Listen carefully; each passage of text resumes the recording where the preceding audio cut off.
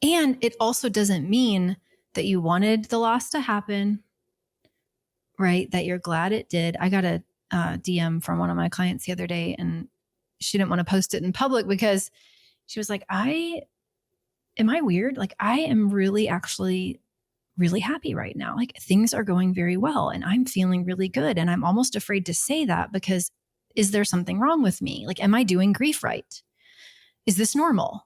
Those are the kinds of questions she's asking me. If people could have listened to this podcast in advance, which they will, thankfully, and then later know that no, like post-traumatic growth and really loving life, continuing to make the choice to love life, continuing to align yourself with what you want more of in your life is, to me, the goal of being human.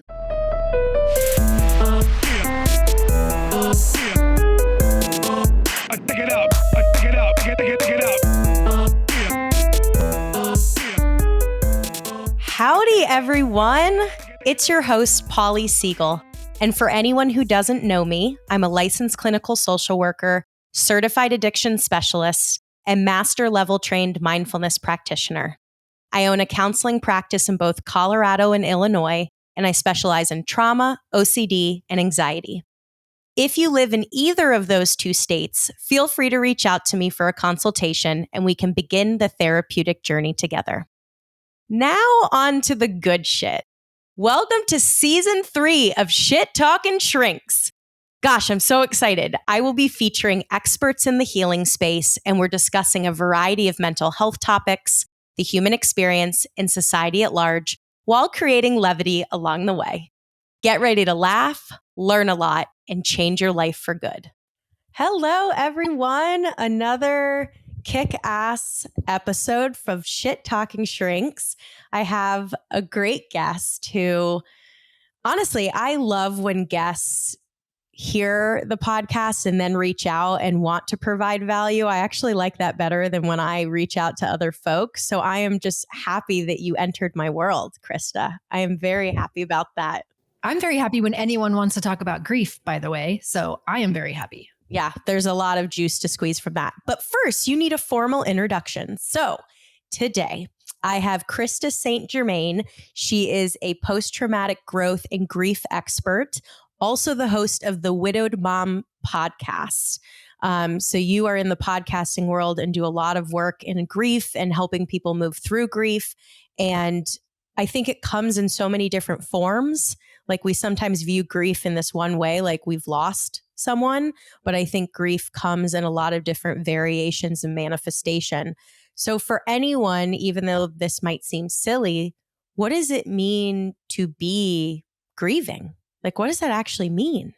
I love that we're asking that question because I think so often we start talking about grief and we're all talking about different things. So when I am working with people, I am typically working in the bereavement space. So I work with women who have lost their partners. But grief is so much more than that. I think of it as the natural human response to a perceived loss.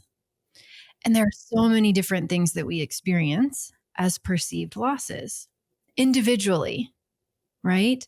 So it might be, you expected your career to go one way and it didn't. You expected your child to grow up and have a particular life and they didn't, and then everything in between, of course, death loss. But it's natural. It's normal. It happens to all of us.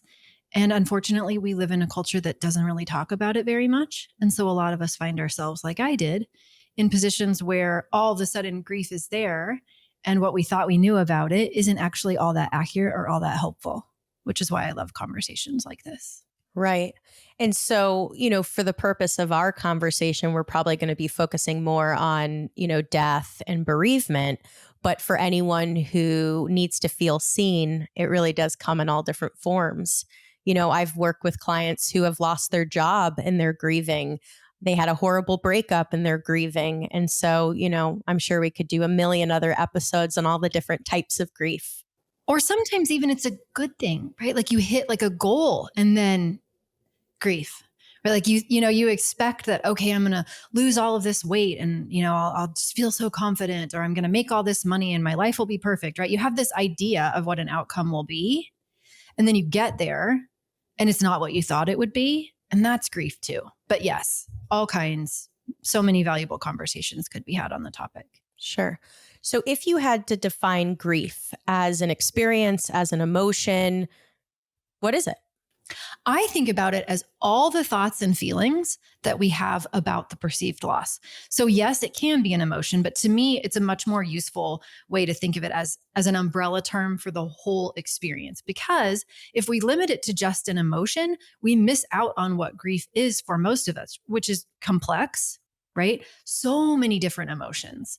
If we think grief only means sadness or longing or yearning, and then we find ourselves experiencing some sort of loss and then also subsequently noticing moments of joy, we will tend to then judge ourselves, tell ourselves something's gone wrong, we're not doing grief right. So I think it is just an umbrella term for all the thoughts and feelings that we have after a loss. And so I know that a lot of people are probably familiar with the 5 stages of grief, or recently I've even heard 7 stages. And for anyone who can't see Krista's face, she's shaking her head. Watch our YouTube. I want to get into it because I'm sensing that you're skeptical. It's a combination. I am grateful that Dr. Elizabeth Kubler-Ross and David Kessler did that pioneering work, but also it was done when I was a very small child and I'm 47. Right. It was anecdotal work done on hospice patients who were coming to terms with the terminal diagnosis. Okay, so that's a very specific niche population. Yes. And at that time, people weren't really talking about what that was like. So it was really, really valuable. But On Death and Dying was the first work. Sure. But even Elizabeth Kubler-Ross in her later years really regretted how people took her work and turned it into something that was, linear, something that implied that there was an end to grief. Like all I have to do is just go through these 5 stages. And then if I come to this place of acceptance, poof, the rainbow will appear and, I'm all better. And that was never really her intention. And there's been so many interesting theories about grief since then.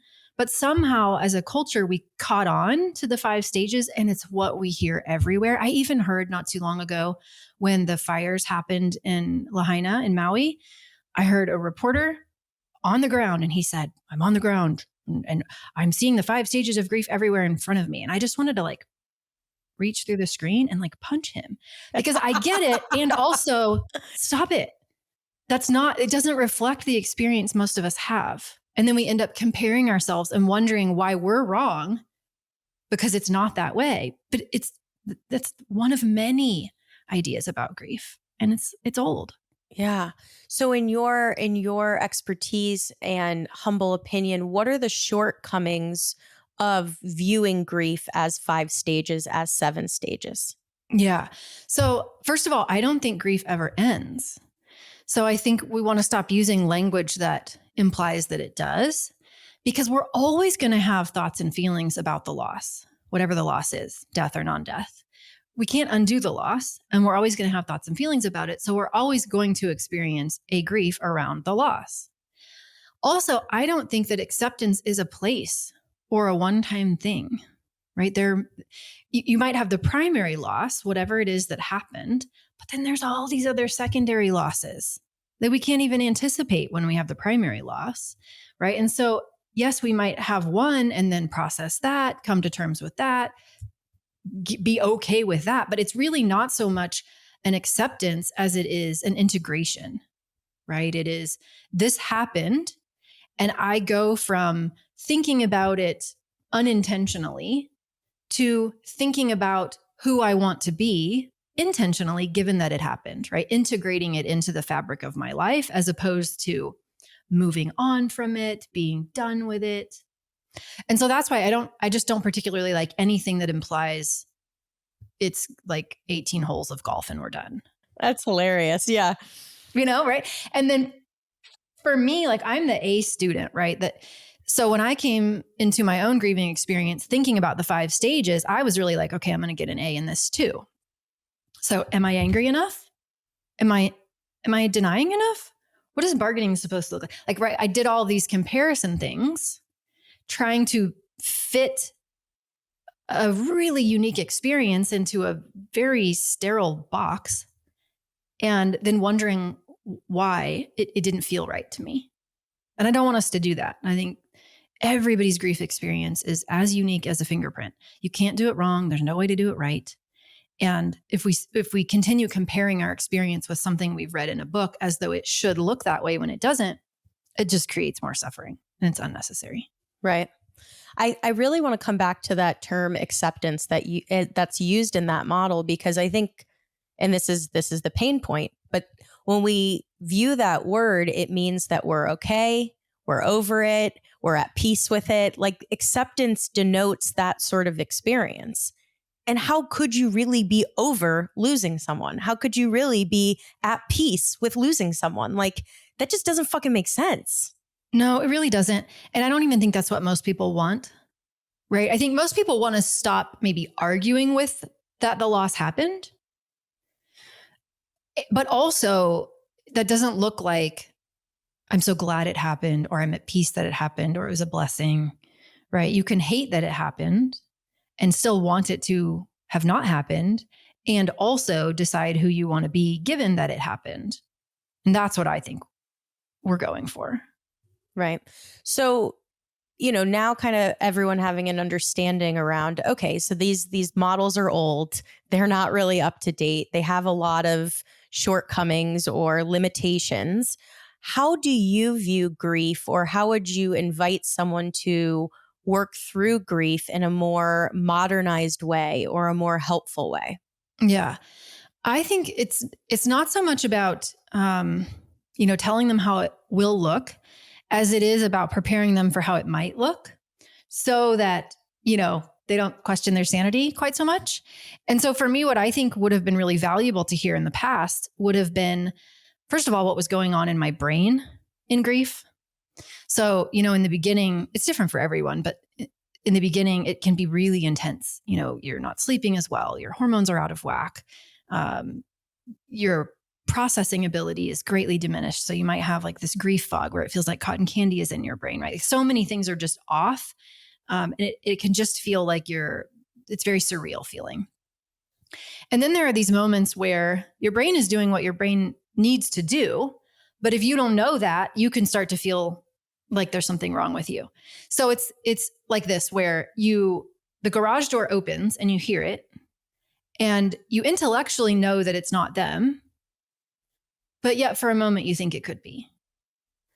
Or you pick up the phone to text them and you start to type the text, and you can't, but yet you picked up the phone. Or you pat the pillow in the middle of the night and you expect them to be there, but they're not.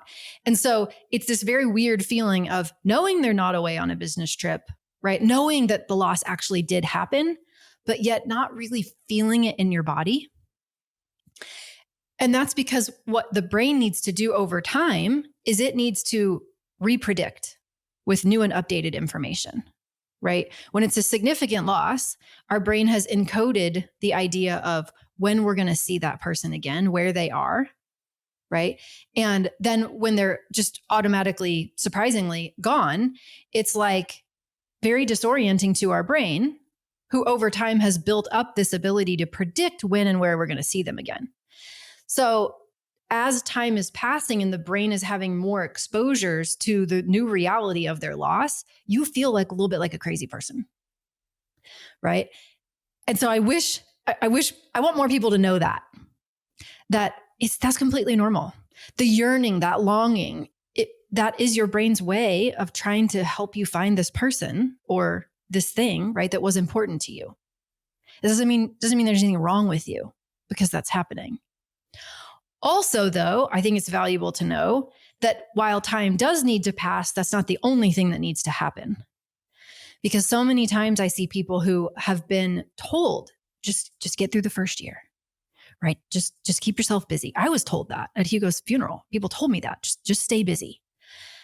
Well, yes and no, right? If all you do is white knuckle your way and you don't ever allow yourself to process what you're feeling or think about it, right? Talk about it, figure out how to cope with it, then time will go by. And yes, your brain will relearn, but also I believe that shit waits for you, right? And then that's when you see people getting to the 1 year mark and going, oh, okay, this really is real.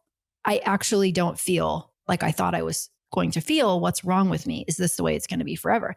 Because they just gripped so hard and clamped down in the immediate days of grief, instead of figuring out, okay, how am I going to support myself here? How am I going to get the tools that I need if I don't have them? Yeah. You mentioned Hugo. Yeah. Is that something you can share more of?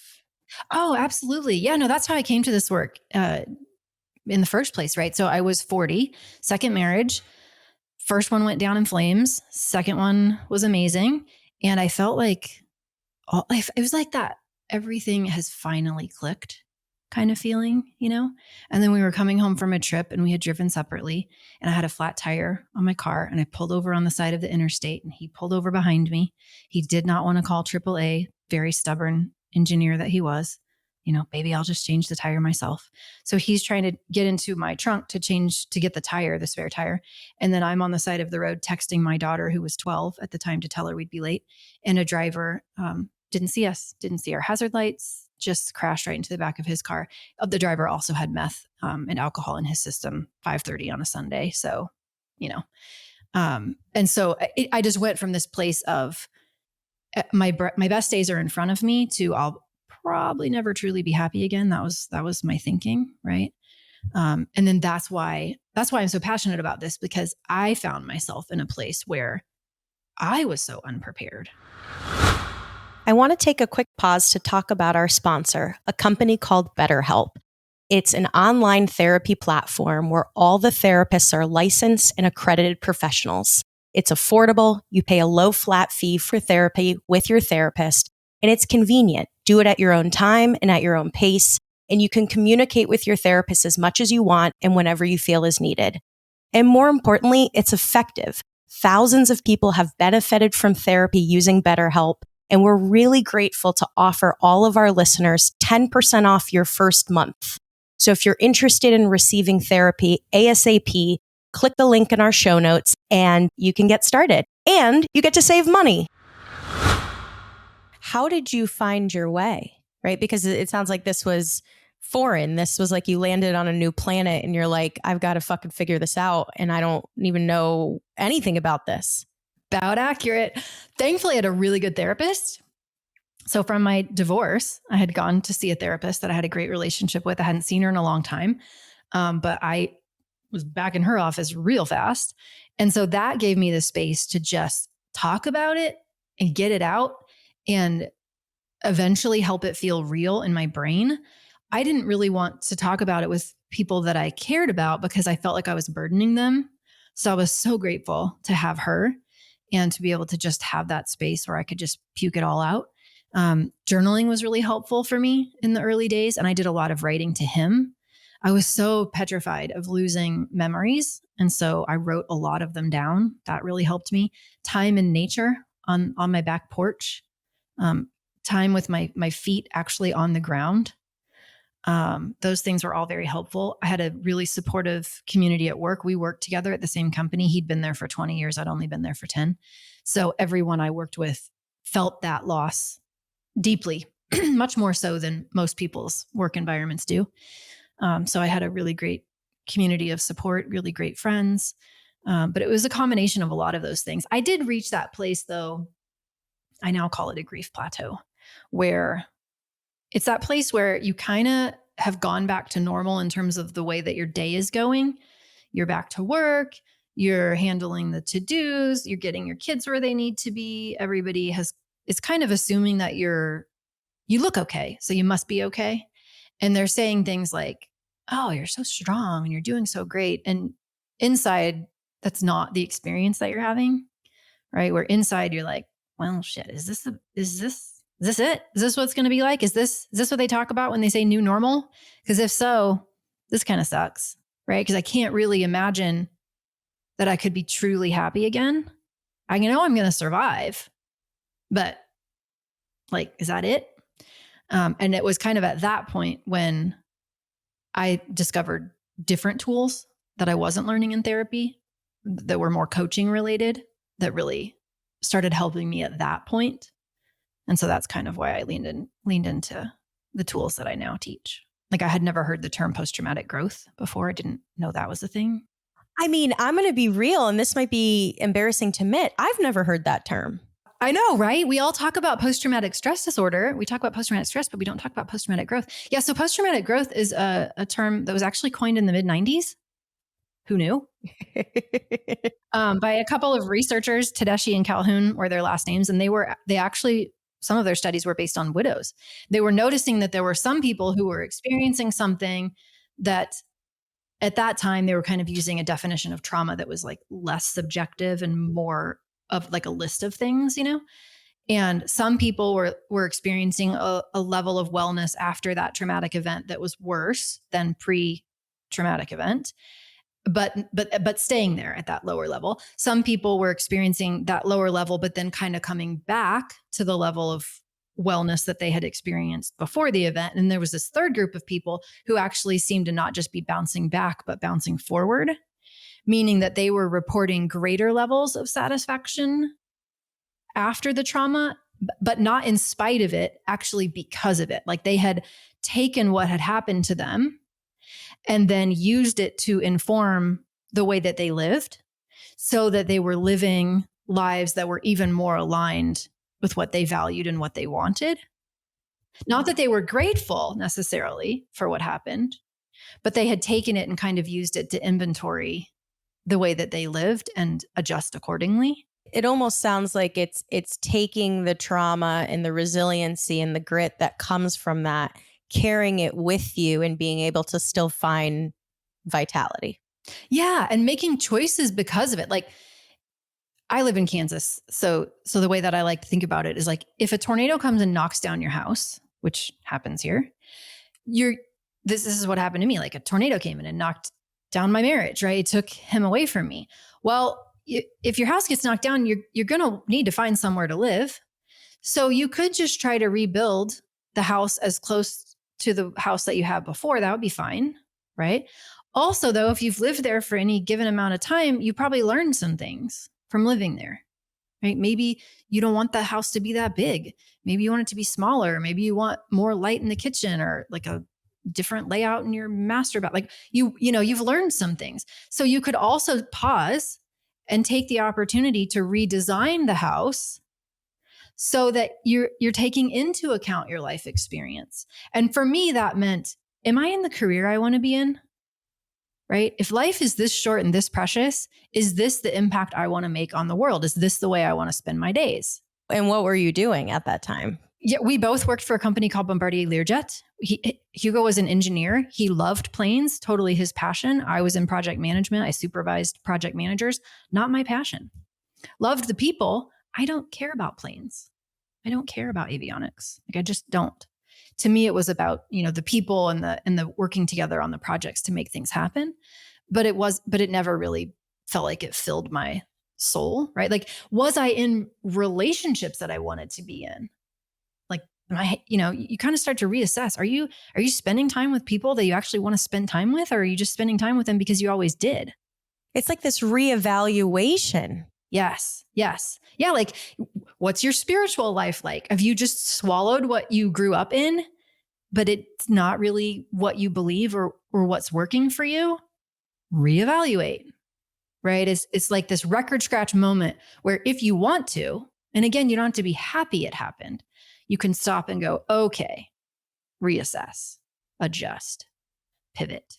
I hate to use this word because I think this word paired with grief and bereavement might sound funky, but it's in some ways a gift. I'm not saying the person passing was a gift. I'm saying the reevaluation, the reassessment, the pivoting that you're allowed to do when you have clarity is a gift, right? Is that fair to say?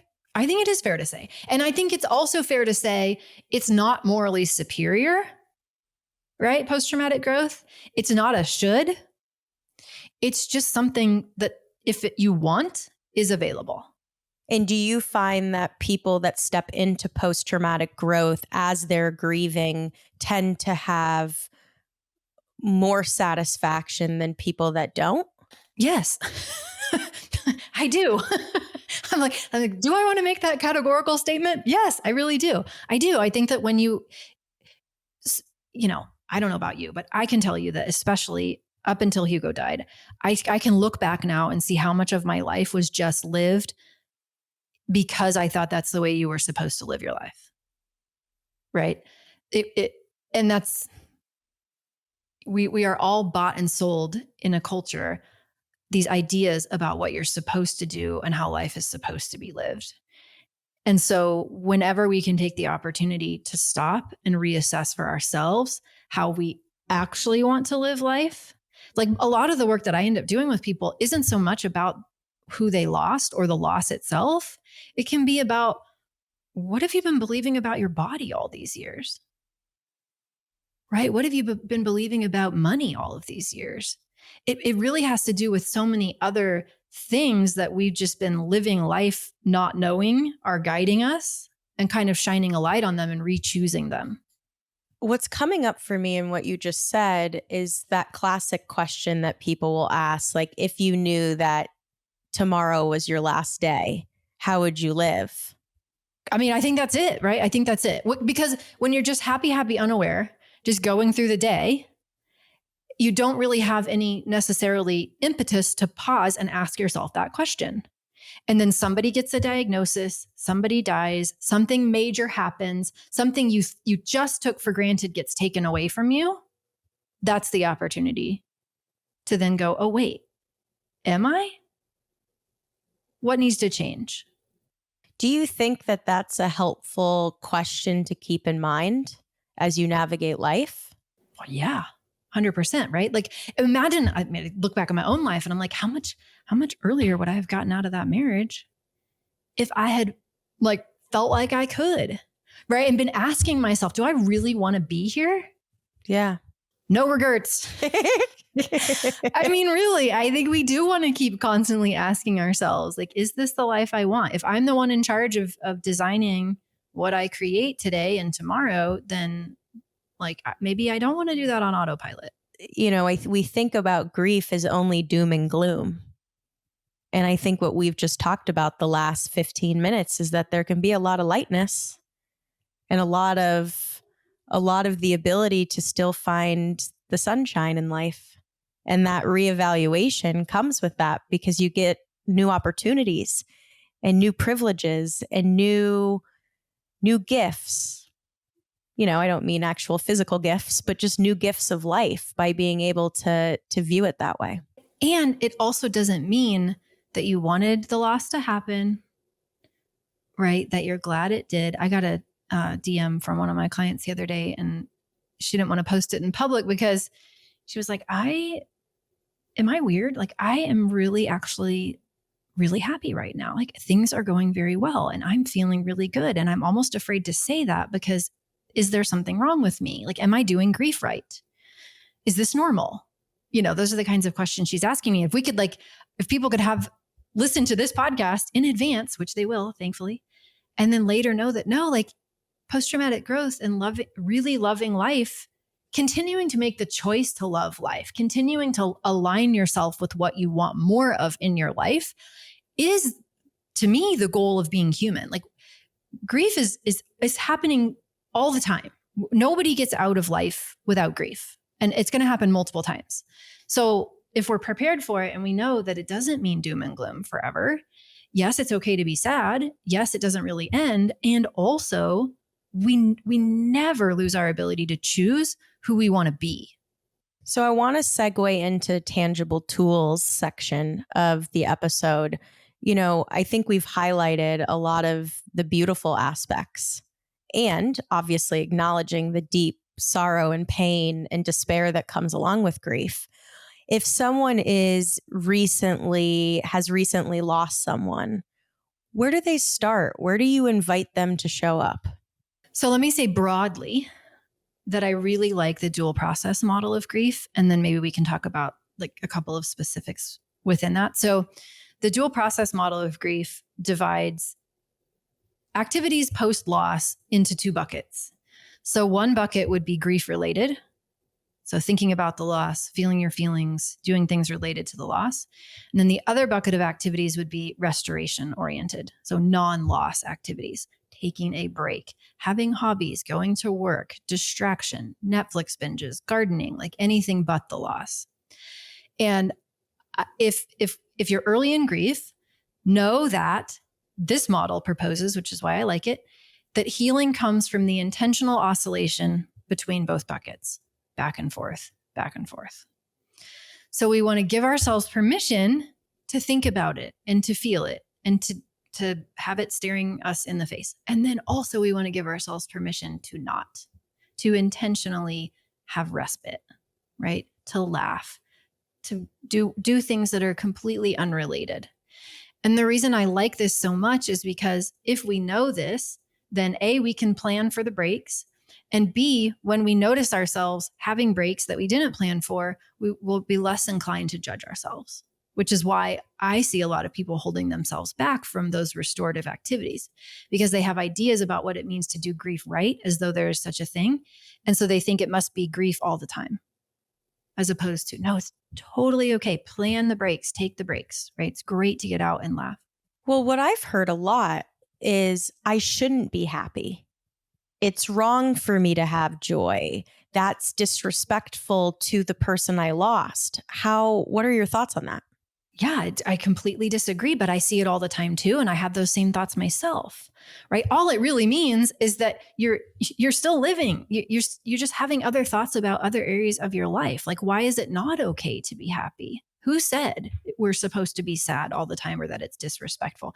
And it's interesting when you dig into like, what is your brain offering you there?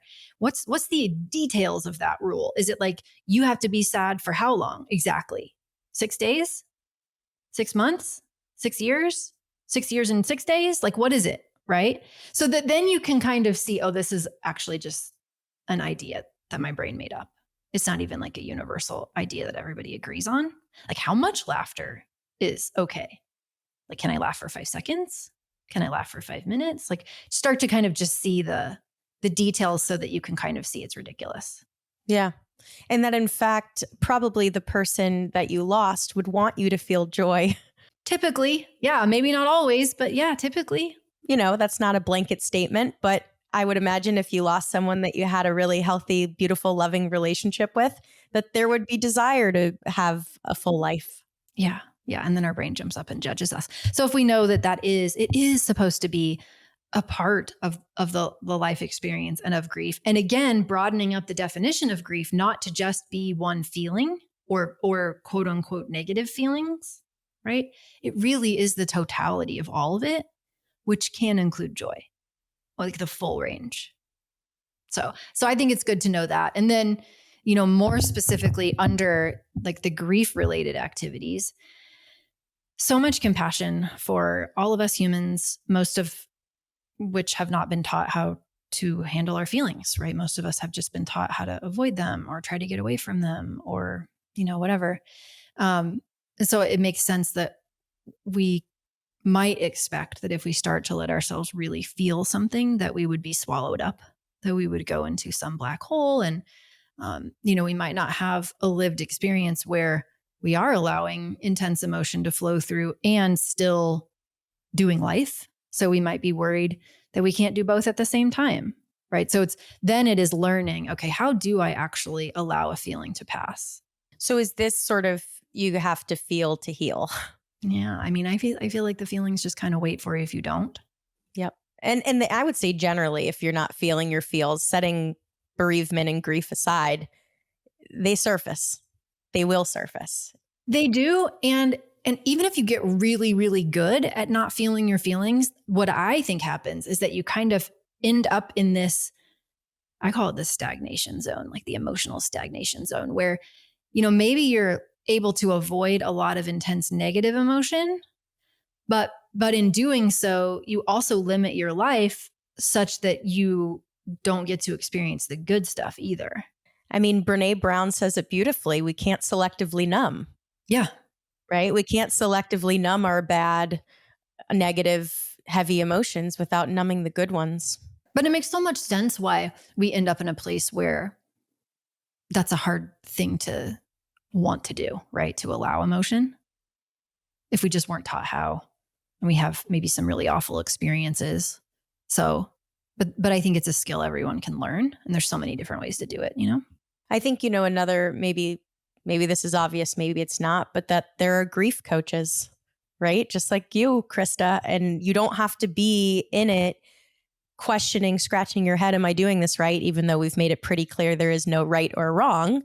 But that there are people that can help you, that can hold you, that can invite you to experience and try on new challenges. And that can be so helpful. Yeah, I love the internet for that reason. Because it can be such an isolating experience, or, maybe it's a particular kind of loss and you don't have anybody in your world that understands that kind of loss.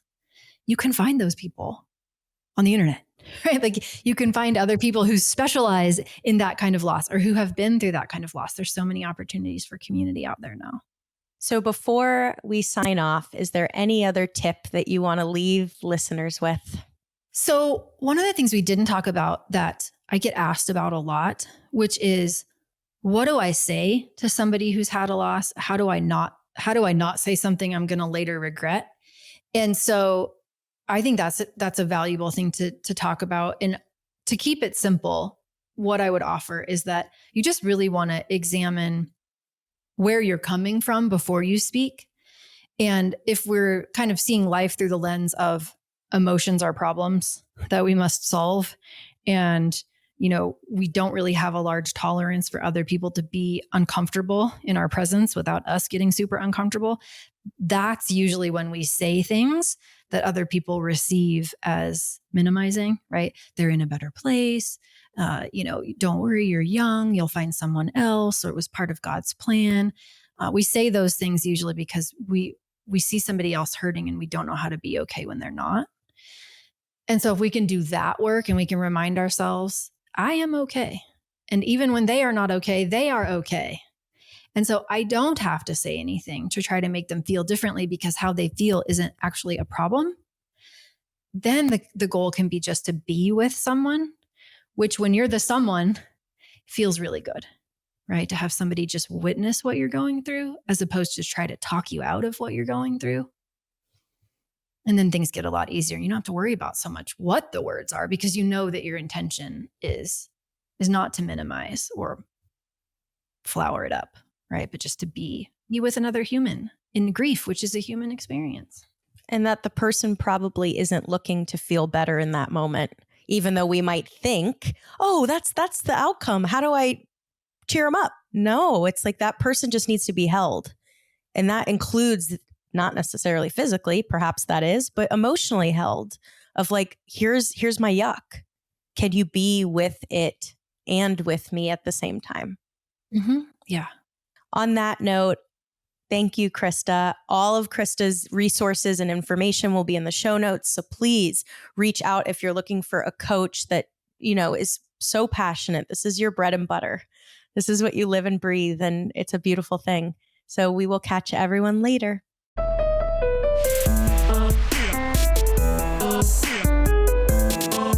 Pick it up.